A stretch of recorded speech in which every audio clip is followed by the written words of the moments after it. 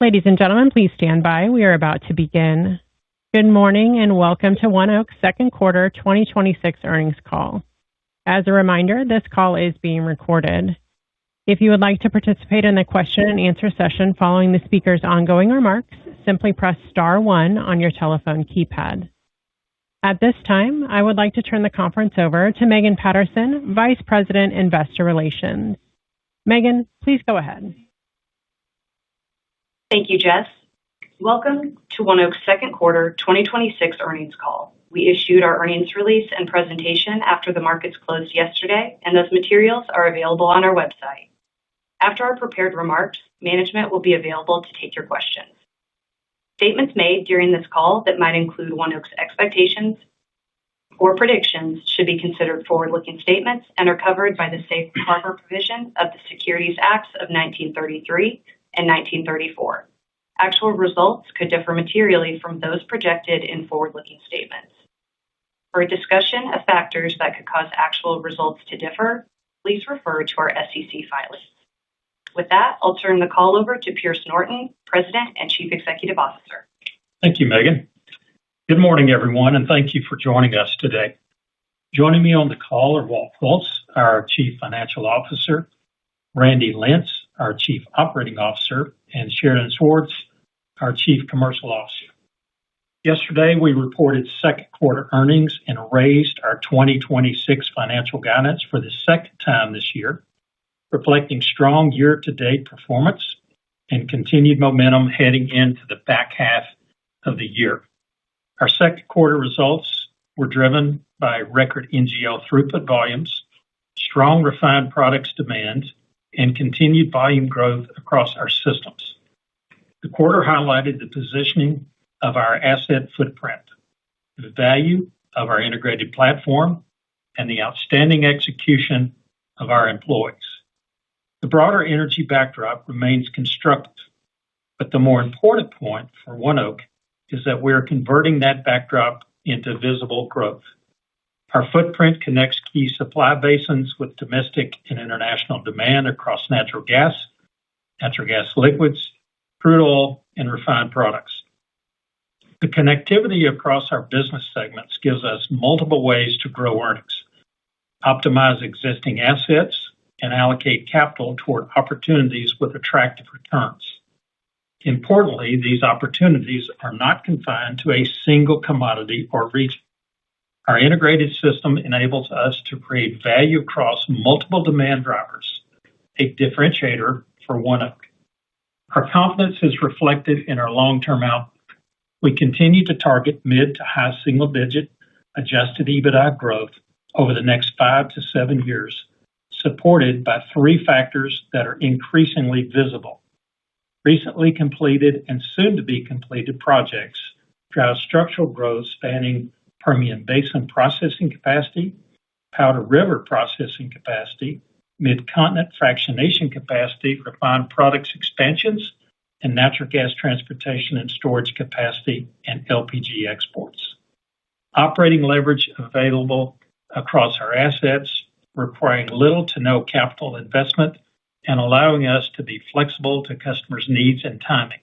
And finally, a growing pipeline of high-return organic projects, bolt-on acquisitions, and commercial optimization are creating additional investment opportunities across our system, where commercial discussions are improving our confidence in timing, scale, and returns. Our long-term strategy remains grounded in the same principles that have gotten us to where we are today: operational excellence, financial discipline, and a value-driven approach to capital allocation.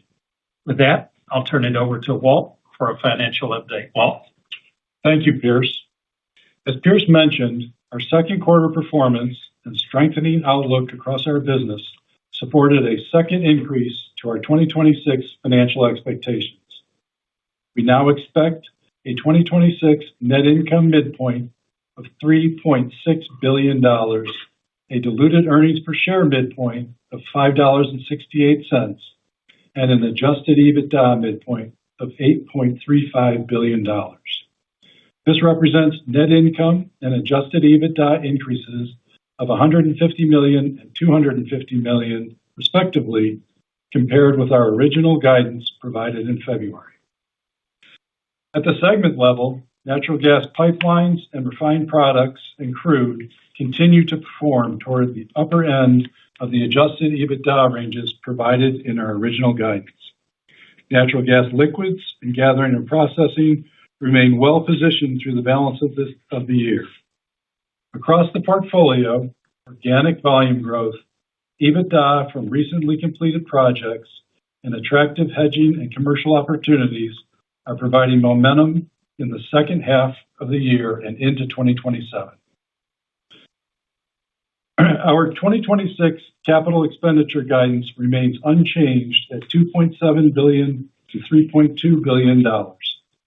We expect capital spending to accelerate through the second half of the year as several major projects move towards completion, bringing us towards the upper end of our CapEx guidance range.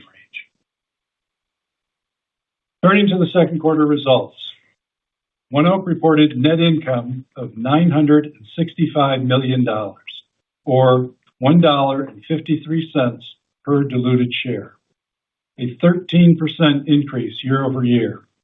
Adjusted EBITDA totaled $2.12 billion, up 7%, driven by volume growth and strong segment-level performance. We continue to expect earnings to largely follow the normal seasonal cadence of our business as we move through the remainder of 2026, with the tailwinds I just mentioned supporting second half results. Our overall financial position remains strong and continues to provide the flexibility to invest in the business, return capital to our shareholders, and pursue opportunities that create long-term value. As additional guidance on the application of the One Big Beautiful Bill and the Inflation Reduction Act has become available, we've continued to evaluate the impact of the tax legislation, particularly as it relates to acquisitions and bonus depreciation.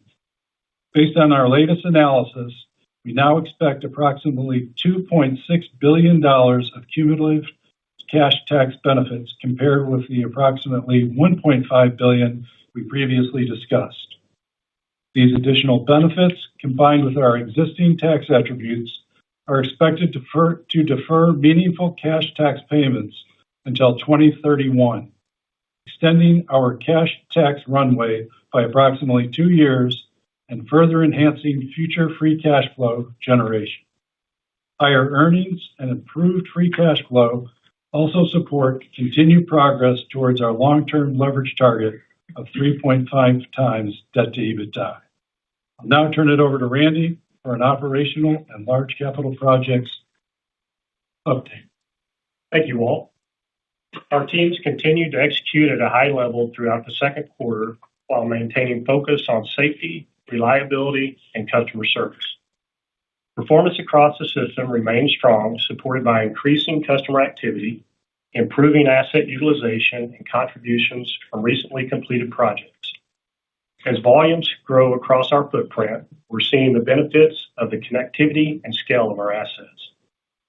We continue to advance the project portfolio, and as of August 1st, our Denver area refined products expansion was placed in service. This project adds 35,000 barrels per day of capacity into one of the fastest growing markets in our footprint and provides a new direct jet fuel connection to Denver International Airport. In the Permian Basin, we continue to expand processing capacity to support growing producer activity. Following our recently relocated 150 million cubic feet per day plant in the Midland Basin, we remain on track to complete 110 million cubic feet per day of Delaware Basin plant expansion projects during the third quarter. Additionally, based on production outlooks in the basin, we've increased the capacity of our Bighorn plant to 400 million cubic feet per day from an initial capacity of 300 million cubic feet per day. Bighorn remains on schedule for completion in mid-2027. Upon completion, our Permian processing capacity will increase to nearly 2.4 billion cubic feet per day. In addition, along with our initial 60 million cubic feet per day Cutter plant in the Powder River Basin, which was previously announced, We've begun construction on another 120 million cubic feet per day Cutter 2 plant, which we expect to be online in the first quarter of 2028. And finally, phase one of our Medford fractionation project remains on track for completion during the fourth quarter. Medford phase one will add 100,000 barrels per day of mid-continent fractionation capacity, with phase two expected to be completed in the first quarter of 2027. Looking ahead, the projects entering service over the next several quarters are expected to add visible earnings, increase system utilization, and support our long-term growth outlook. With that, I'll turn the call over to Sheridan for a commercial update. Thank you, Randy. Commercial activity remained strong during the quarter, supported by favorable fundamentals across all four of our business segments. We delivered solid volume growth across our integrated system, driven by increased customer activity, healthy domestic and international demand, and continued production growth in key producing basins. Starting with the natural gas liquid segment. Raw feed throughput volumes increased 7% year over year, with growth across all regions. Utilization continued to increase across the system, supported by improved seasonal demand and producer activity. The Gulf Coast Permian region led performance, increasing 15% year over year, driven by increased production volumes and the continued ramp up of recently connected third-party plants. In the Rocky Mountain region, NGL volumes increased year over year, even taking into account a contract roll effective at the beginning of the quarter, which was previously discussed and assumed in guidance. This was more than offset by growth across the region and continued strength in ethane recovery. Higher NGL pricing and export demand continue to support ethane recovery across all regions, and we expect these dynamics to remain favorable into the third quarter. Global NGL demand remains strong, supported by growing petrochemical demand and continued interest in securing long-term access to reliable U.S. supply. We're pleased to announce that we've reached our targeted contracting threshold of 80% for our 200,000 barrels per day of LPG export capacity, which is currently under construction as part of our export dock joint venture. The capacity is supported by high-quality counterparties, and customer interest remains robust, including discussions that extend beyond the initial contracted period and into the next decade. This underscores both the growing demand for U.S.-sourced LPGs and the value of the terminal's advantage locations. Turning to the refined product and crude segment.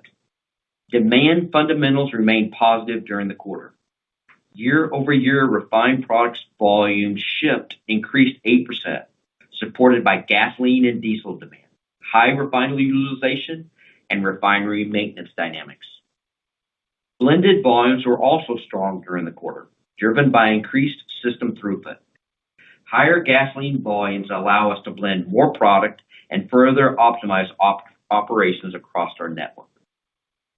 While our hedge position limited our ability to fully capture the benefit of wider spring blending spreads, we have secured additional fall hedges at higher prices and extended new hedges into spring 2027, improving visibility into future blending margins. The location and flexibility of our refined product system and our ability to clear barrels in a dynamic market remain significant competitive advantages. As refinery utilization remained high and product flows continue to evolve, our unique bidirectional connectivity between the Mid-Continent and Gulf Coast allow us to efficiently connect supply with the strongest demand markets, including an increasing pull for U.S. refined products and exports along the Gulf Coast. Demand for our marine export services also remained robust. At our Seabrook crude export joint venture, throughput increased approximately 20% compared with the first quarter, included record crude oil loadings in May. The facility remains highly contracted and under take-or-pay agreements for the foreseeable future. Midland crude gathering volumes increased 10% compared with the first quarter, reflecting continued strength in this higher margin business. Rigs have steadily increased on our Midland crude gathering position throughout the quarter, and we currently have more than 30 rigs operating on our acreage. In addition, strong Houston area refining and export demand drove outperformance on our long-haul crude oil pipelines. Moving to the natural gas gathering and processing segment. Volumes increased across all regions compared with both the second quarter of last year and the first quarter of this year. Producer activity remains healthy across our footprint, and development plans continue to track largely in line with expectations communicated throughout the year. We maintain good visibility to the remainder of 26 and into 27. In the Permian Basin, our recently added Midland capacity expansion positions us well to support increased development activity in the Barnett Formation, while our planned projects in the Delaware Basin provide additional capacity to support anticipated growth into 2027 and beyond. We currently have 11 rigs on our acreage in the Mid-Continent and 13 in the Rocky Mountain region, up 2 rigs in the Rockies compared with last quarter. Both areas experienced a seasonal pickup in activity during the second quarter, driven by higher well completions. I'll close with our natural gas pipeline segment, where continued transportation demand and favorable market conditions drove another strong quarter. Waha to Katy location price differentials continued to benefit this segment during the second quarter. We expect lower earnings in the second half of the year as Permian takeaway capacity enters service and differentials narrow, consistent with our full year outlook and guidance assumptions. Looking forward, power generation, LNG exports, and industrial development continue to support increasing natural gas demand across our footprint. We continue to advance commercial discussions supporting large-scale data center developments. While these projects have not yet reached FID, continued commercial project reinforces our confidence in the scale and durability of the opportunity. From a power generation perspective, we were recently awarded a supply agreement for 1 gigawatt of power plant demand, further expanding our participation in a growing source of natural gas demand. Supporting electric generation has long been a core part of our business. Our intra-state natural gas pipeline system is already directly connected with numerous power plants across our footprint and is well positioned to serve future demand growth. Pierce, that concludes my remarks. Thank you, Sheridan, Randy, and Walt. As we step back, it's clear that demand fundamentals remain strong and the long-term outlook for U.S. energy infrastructure remains compelling. And as we look across our business, the message is straightforward. We raised guidance for the second time this year, extended our cash tax runway, advanced key projects, and strengthened visibility into earnings growth and free cash flow through 2027.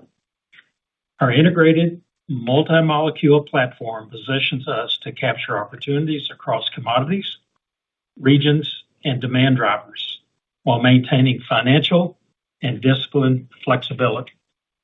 And most importantly, none of this would be possible without the dedication of our employees and their commitment to safe, reliable, and disciplined execution. With that, operator, we're ready to take questions. Thank you. If you would like to ask a question, please signal by pressing star 1 on your telephone keypad. If you're using a speakerphone, please make sure your mute function is turned off to allow your signal to reach our equipment. We do ask that you limit yourself to 1 question and a follow-up to fit in as many questions as possible. Again, press star 1 to ask a question. We'll pause for just a moment to allow everyone an opportunity to signal. Our first question comes from Spiro Dounis with Citi. Thanks, operator. Good morning, team. I want to start on the growth strategy from here. Pierce, I think you had talked about aspiring to grow mid to high single digits over the next few years, and curious just to get more color on that front. Specifically, how much of that growth can be underwritten by filling up the white space that you mentioned on the current system versus building out new infrastructure? You mentioned a growing backlog of projects coming. So how should we think about maybe the timing of when those projects could come to market and maybe which verticals you see probably getting the most attention? Okay. Spiro, I'd start out by saying that this is not one thing that's driving this, this conclusion for us. We actually have a multi-reinforcing, growth drivers. Our assets are positioned in these premier growth basins in the U.S. and especially in our export markets. And the growth across our footprint is actually underpinned by basically five things, not just filling the white space that you mentioned. It's the continued strong Permian, Mid-Continent, and Powder River growth and the associated natural gas liquids. It's the stable Bakken growth through improved well productivity. It's the rising U.S. LPG export market, and there's a shift definitely in the global crude oil demand to a more reliable and a more resilient supply. And then you've got your LNG exports. It's driving the natural gas increase across the United States.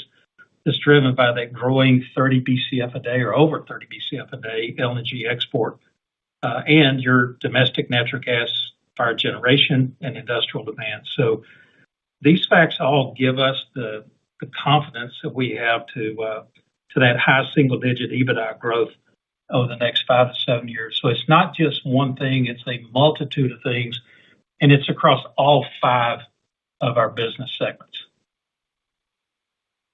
Got it. Thanks for that, Pierce. Second question, maybe if you shared and just zeroing in here on the NGL segment. Looking for more color on the dynamics around the quarter. Volumes were really strong, as you pointed out, but margins maybe a little bit softer overall. Can you talk about some of the dynamics that were driving that this quarter and how you're thinking about margins going to the back half of the year? Should they stay at these levels? Do you think there's reason to think we could see expansion? Yeah, as we talk about the margins, we did see a little bit of reduction in the margin, overall margin on certain parts of our system. And this was really driven by increased ethane. We saw versus how much the increase in C3 plus we had. That happened, on all 3 of the segments, Permian, Mid-Continent, and the Bakken, where especially discretionary ethane out of the Bakken comes at a much lower rate than what the C3 plus at full rate is getting out of the Bakken.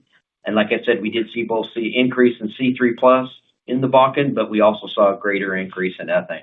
And that also became apparent in the Mid-Continent, where we had a large increase in ethane in the Mid-Continent. And those rates are tiered rates that we've had for a period of time, where we charge a higher T&F rate for the C3 plus than we charge for the ethane, even at full rates. And so as that more ethane comes on, it can have a little bit of effect on our overall margins that we have in there.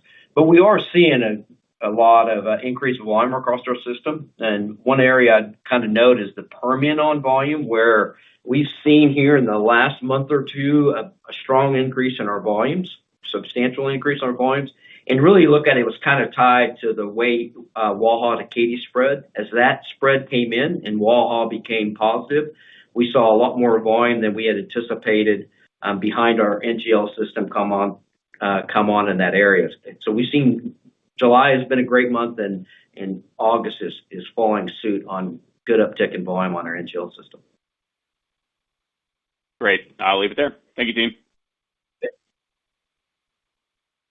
We'll go next to Jean Ann Salisbury with Bank of America. Hi, good morning. There's been some talk from some E&Ps year to date around reducing their midstream costs. In that context, can you update us on the duration of your NGL T&F contracts out of the Bakken? Yeah, our rates out of the Bakken are still extended for a period of time. We really don't have anything of material coming up until late this decade, and most of the stuff is into next decade. So we feel very good about our NGL rates out of the Bakken at this time. Thank you. And refined products prices in PADD 4 have continued to rise year to date versus PADD 2. I believe you've said before that your Denver pipeline is mostly long-term contracted, but is there meaningful exposure to the spread at these price levels? No, the 35,000 is signed up by firm take-or-pay contracts. Obviously, there may be a little opportunity that always our operating team finds a way to squeeze a little bit of volume out there that we may be able to enjoy a little bit on a spread that happens there. But it's under majority, almost all of it is under long-term contracts, long-term firm contracts. Okay, thank you. That's all for me. We'll go next to Jeremy Tonet with JP Morgan. Hey, good morning. This is Frothman ready on for Jeremy. There's potential for additional egress out of the Bakken. I was curious if you could speak to your outlook for the ethane recovery at this point and maybe ONEOK's positioning against that backdrop. Yeah, I mean our egress for NGLs out of the Bakken is strong. We're running up around sometimes up to 500,000 barrels a day, which gives us plenty of more capacity to be able to move in there, and we can flex on the ethane if we want to. So we don't really see NGL egress out of the Bakken being an issue in our forward plan.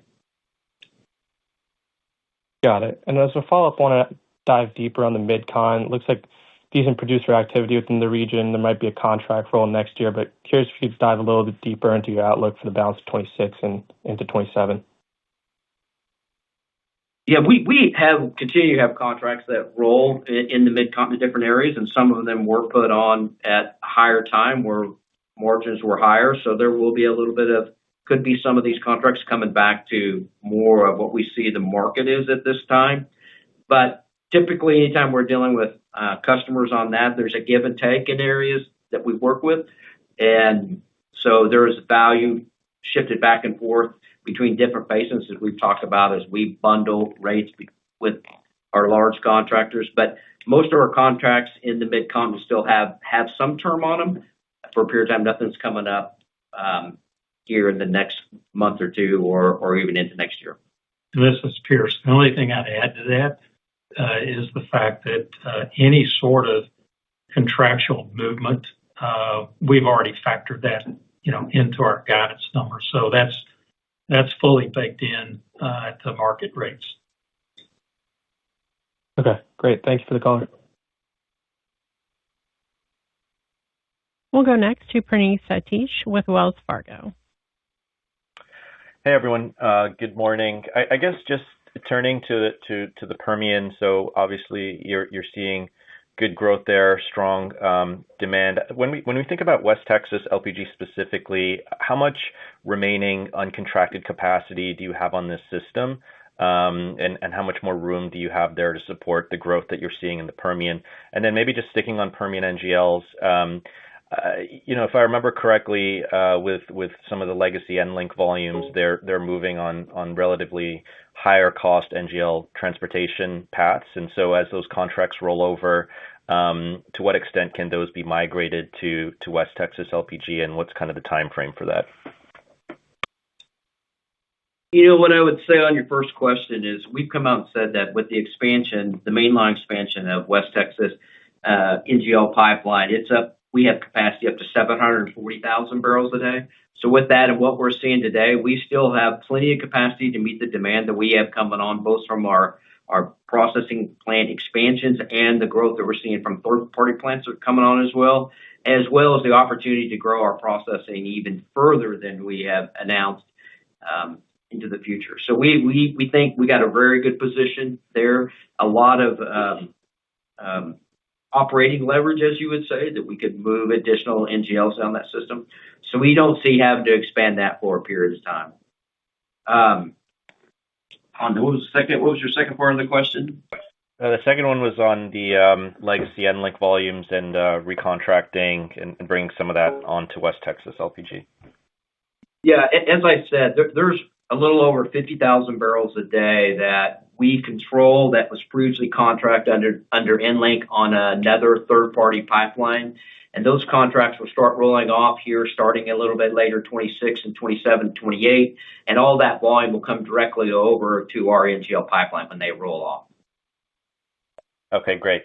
And then maybe going back to, I think it was Jeremy's question, but I think you kind of took it as NGL egress. But I think his question and mine is, There is a few proposed gas takeaway projects being proposed in the Bakken, and seems like at least one of them may move forward, sizable projects. So I guess the question is, if gas egress improves in the Bakken, how does that impact your outlook for basin growth, BTU levels, and really ethane recovery? And could you see more upside, from potential more production growth kind of offsetting maybe some downside from lower ethane recovery? Just how do you think about that? Yeah, I think a little bit going anytime with the producers get a little bit better netbacks than anything else, that helps them to increase their production or have more incentive to increase their production. In terms of our ethane, discretionary ethane that we have coming out of the Bakken, really it's based on a lot of what's coming out of Canada, and what's held back out of Canada is still the incremental MCF to come on the system. So we still think on the ethane side will be a nice spread for us to enjoy on the discretionary side as we continue to go forward into the future. Got it. Thank you. We'll go next to John Mackay with Goldman Sachs. Hey, team. Thank you for the time. I want to go back to some of the questions around the longer-term growth outlook. Pierce, I appreciate the kind of different drivers you called out there. Just curious if you could touch a little bit more on kind of the incremental growth spending, kind of where projects could fit in there, and what you think a kind of run rate growth CapEx budget could be like to support that outlook. So I appreciate the question. I'm going to throw that question to Walt for the capital spending update there. Well, as we've been talking about, we have a pretty nice backlog that is building. We've got quite a bit being completed here in 26 and 27, all of which will then bring on that EBITDA going forward. The backlog that we have is more in the mid-sized projects. We don't have any billion plus right now on the horizon, so that should moderate our CapEx from the current levels down into that $2.5 billion kind of run rate going forward.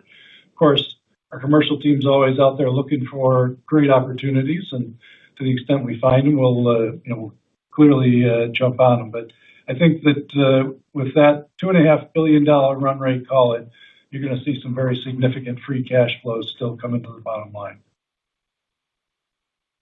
I appreciate that. And maybe just a follow-up for me. You've talked a couple times in recent calls around some of these gas laterals to feed BTM or kind of broader power gen. Could you just talk a little bit about kind of what the commercialization process has been like so far, and then maybe tying it into your last comment right there, that kind of run rate level of growth CapEx, how much of that could be going towards this vertical? Thanks. Well, I'll take the first part on on AI data centers and power gen. Obviously in my prepared remarks, we talked about that we have secured a 1 gigawatt power gen supply contract that will be the supplier of natural gas into that system. It's a really nice project. It's not a high capital. I mean, it's over $100 million of capital we'll have to spend at a very nice return at firm demand. We also are in late stages of discussions with a couple other opportunities to be able to supply AI data centers. No doubt the commercialization has taken a little bit longer than what we had anticipated on some of these projects, but I think we're seeing that across the board, where it just takes a little bit longer time to get them across the finish line. But we're feeling really good about our position, especially where they're at. We have a strong competitive position, and that's why we've been able to advance these discussions as far as we have. And then on the capital, I would just say that, those types of projects are really what I was talking about. They're kind of singles and doubles. They're in that 100 to maybe $400 or $500 million top end. So fit really nicely into our capital budget going forward. And then clearly in Randy's remarks, he went through a list of other projects that we've got underway, all of which are very attractive, and maybe doubles and triples there, a little bit bigger. All right. Thank you for the time. We'll go next to Teresa Chen with Barclays. Good morning. Given the growing global focus on energy security, reliable supply, you noted increasing commercial traction for the LPG export facility. How do you see the opportunity set for exports broadly evolving from here, both in terms of the LPG export project as well as brownfield expansion opportunities and/or recontracting to the upside on your existing liquids export infrastructure? Well, I mean, obviously, we were very satisfied, very excited about reaching our threshold on the LPG export dock. And as I mentioned in my comments, we're actually starting conversations with potential off-takers that want to start looking at when these contracts roll off into the next decade and securing that going forward. We have seen since the war that there's been a lot of additional new entrants wanting to talk about the security of U.S. supply for both LPG and crude oil. We talked about our Seabrook export dock is 100% contracted into the foreseeable future under firm take-or-pay contracts. So we are seeing growth across liquids demand. One thing we don't mention very often is our refined products export capacity. We are seeing good volume growth on that, good pulls on that, very strong, which is pulling, obviously, volume throughout our whole system down there to go forward.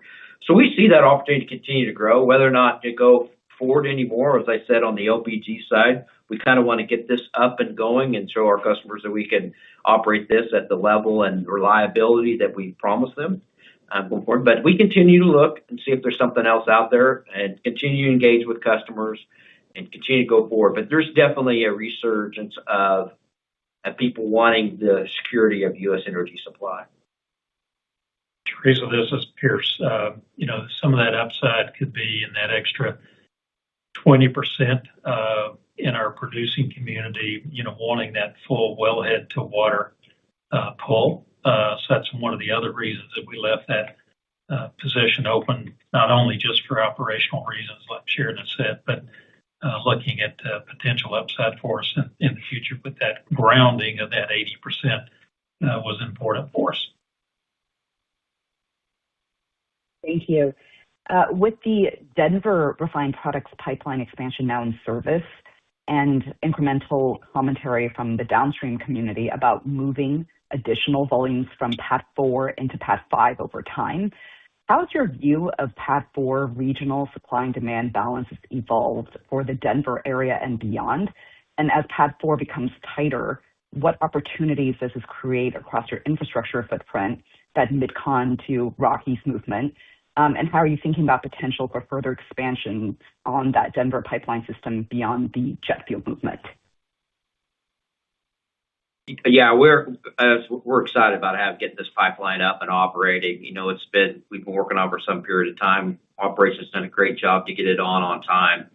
As we've noted, we brought that on. We laid a 16-inch pipeline that has upwards of possibly 200,000 barrels a day of capacity. We're only running 35,000 barrels a day on that. We've seen for a period of time that PADD 4 could need more volume going forward, and that could be supplied by this pipeline. There's been some talk of some projects getting into the Salt Lake City that we feel we will play a part in those, that we can get the capacity there the cheapest and the quickest, as we have set that pipeline up for expansions going forward. So getting this pipeline was very critical to us to show that and be able to show everybody that we can expand it and be able to supply that growing demand in PADD 4. Thank you. We will go next to Keith Stanley with Wolfe Research. Hi, good morning. First wanted to clarify on the mid to high single-digit EBITDA growth. So, Walt, it sounds like you're saying that's tied to $2 to $2.5 billion a year CapEx. Any color you can give on what that assumes for volume growth, and if that includes or does not include any bolt-on M&A of any kind? Well, it's really a combination of future CapEx and then, to quote Spiro there, the filling the white space. We've got plenty of operating leverage across our businesses. So as we are able to do brownfield expansions off of that, we'll continue to grab opportunities at really attractive capital. But coming back to some of the drivers on that, here in the short term, and we think going forward, Sheridan mentioned the world looking for diversity of supply. We've seen very significant volume growth on our refined products go into the Gulf Coast, and that can be really meaningful for us because it's pulling tariff across the system. We've got rigs up in every one of our basins and visibility to more coming. Commodities were well hedged here in 26, so we didn't really get a big benefit from this pop here in 26. We'll enjoy it on the incremental supply that we get above what we had hedged, but we're going to really see that benefit as we roll into 27. And then one that we found really interesting, while we did benefit from the Waha to Katy spread, as that narrowed down, we really have seen a nice pickup in NGLs from volume that was shut in behind our system, mostly on the third party plants. So with this constructive backdrop here, we're confident in the new guidance. If the momentum holds, we might even be updating you in Q3. Great. Second one on ethane recovery. Is there any way to quantify how much incremental ethane recovery you saw with the market dynamics in Q2 and I guess the Bakken and the Mid-Con? It just seemed like a pretty meaningful boost to volumes based on the change in rate. Yeah, I would say we saw a significant increase in ethane recovery in the Mid-Con. That's probably one of the biggest one at full rates, and which has been good. There was still up in the Bakken because of the difference in rate that you have between a full rate for a C3 plus versus this discretionary ethane that we bring on. A little bit of volume can affect that by I think it was down a penny or so. It can affect that with those rates that we have there. So we saw good ethane recovery in the Bakken, and then obviously in the Permian we also saw a little bit more of ethane coming on the Permian. Actually, the growth in the Permian was much more weighted to the C3 plus side. Thank you.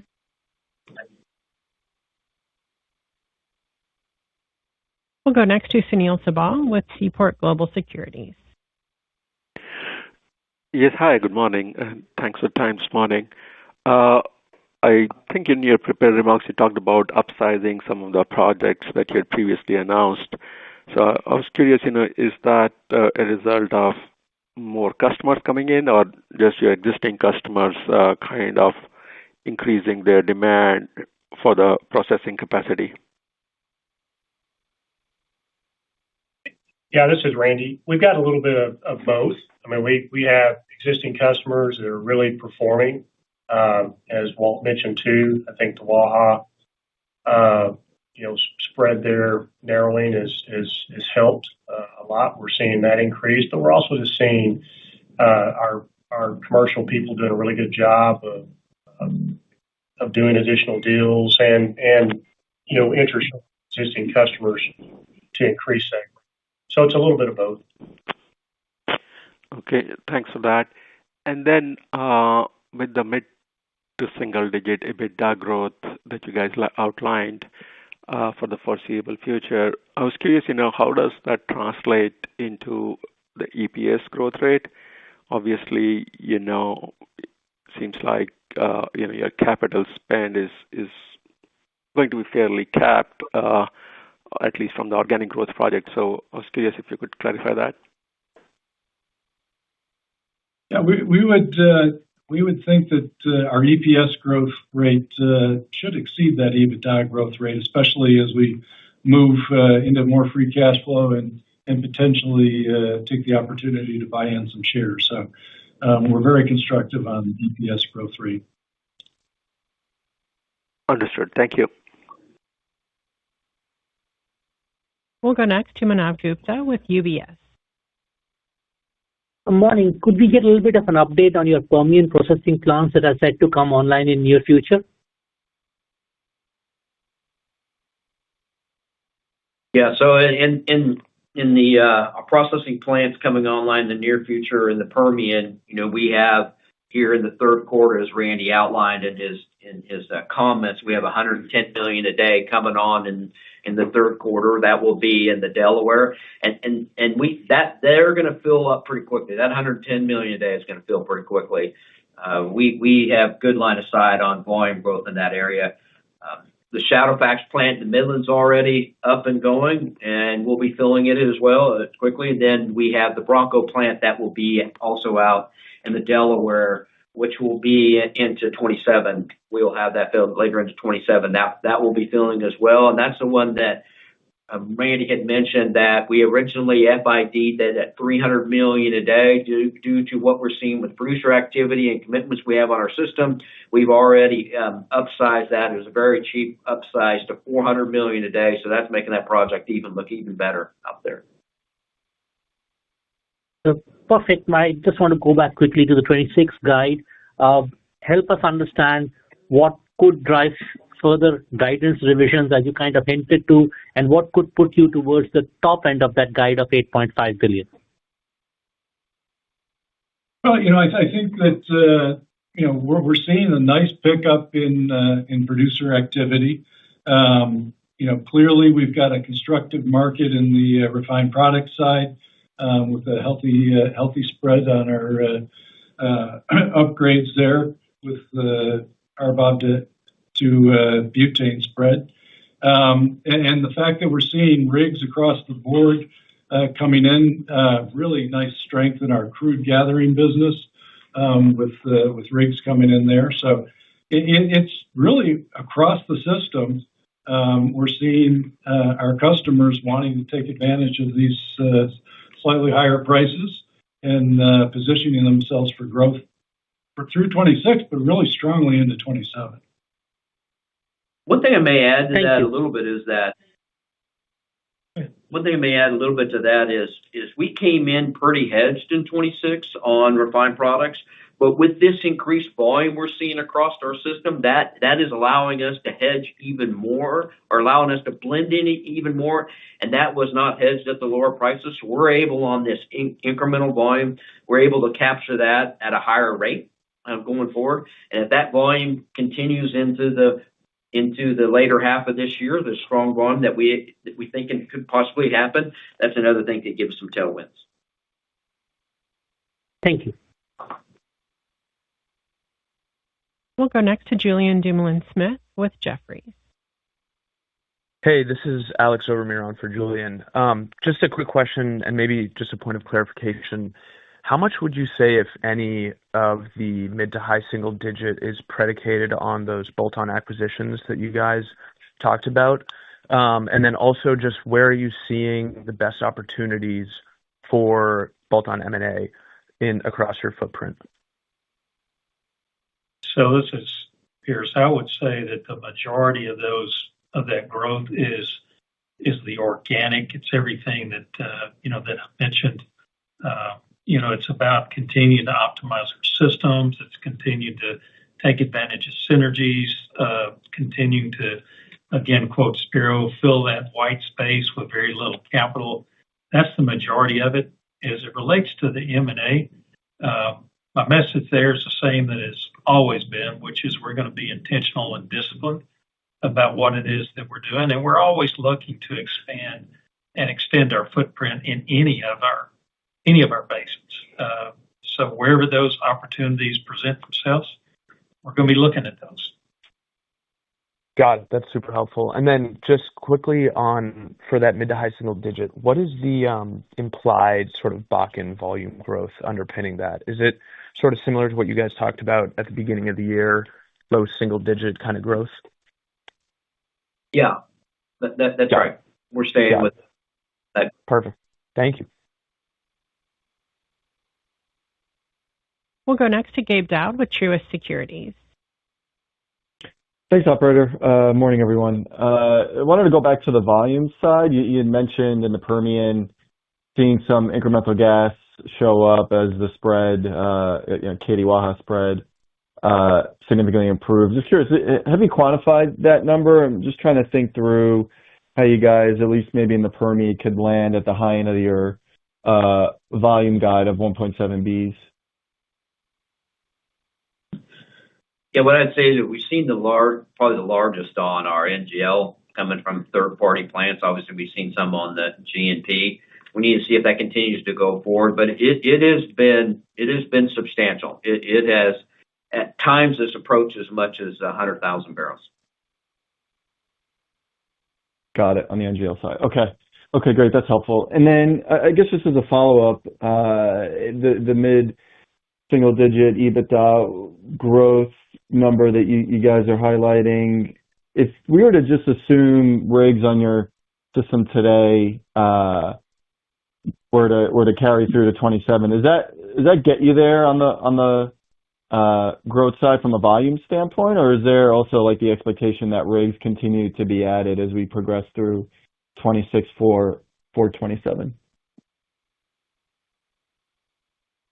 I'd say in some areas there is a little bit of addition because we've talked to producers about adding more rigs on there. I mean, we know for sure there'll be another rig added into the Bakken. It's an area that we know is going in there, but it's either off of what rig count we have today, or we're talking to producers what is coming in the future.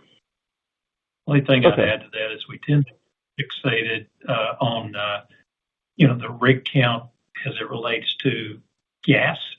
I know that's associated gas so that's some areas of dedication, but we're seeing significant, activity on our dedicated oil gathering dedications. So it's the reason we started including that in our prepared remarks, because I think it's meaningful. Yeah, no, that's helpful. We've seen that in the data too. Rigs up quite a bit on what would be tagged as ONEOK gathering. So yeah, that's great to see, and that's great color. Appreciate that. Thanks, guys. We'll take our final question from Jason Gabelman with TD Cowen. Yeah, hey, thanks for taking my questions. I wanted to go back to the Permian and ask about your processing growth. It seems like some of your competitors are sanctioning plants in, beyond 2027 and 2028 and 2029. How do you feel about your processing growth or plant growth potential beyond 2027? Given things like needing to lock in some equipment and labor, do you need to kind of FID projects now to make sure they come online to support continued growth beyond 2027? Yeah, this is Randy. So, as I mentioned, we upsized Bighorn, and we had predicted that we would probably need to do that, and so we were able to take advantage of that at a pretty low capital increase. We've also gotten ahead of buying long lead equipment that you're referring to. We already have another plant that effectively we've secured, so we'll be able to put that out into the Permian and deploy that as needed. With the growth that we're seeing from existing customers, the plans they have, we're always staying ahead of that to make sure we can perform, and that's what we've done. So I feel like we've got a good handle on that.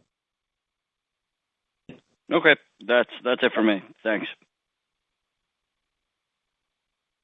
Thank you. That concludes our question and answer session. I would now like to turn the call back over to Megan Patterson for closing remarks. Thank you, Jess. Our quiet period for the third quarter starts when we close our books in early October and extends until we release earnings in late October. We'll provide details for that conference call at a later date. Our IR team will be available throughout the day for any follow-ups. Thank you for joining us, and have a great day.